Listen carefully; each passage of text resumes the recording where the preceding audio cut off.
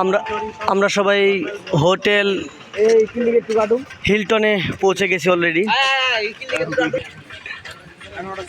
বান্দরবান শহর, এটা বান্দরবান শহর। রবে রবে কি জাপান যাচ্ছ নাকি?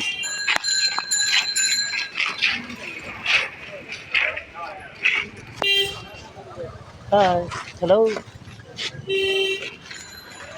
এই যেগুলো হচ্ছে চাঁদের গাড়ি বলা হয়, অনেকে চাঁদের গাড়ি বলে। ডালু ভাই চাঁদের গাড়ি আনছিল দেখলাম আমরা। হ্যাঁ, এগুলো চাঁদের গাড়ি।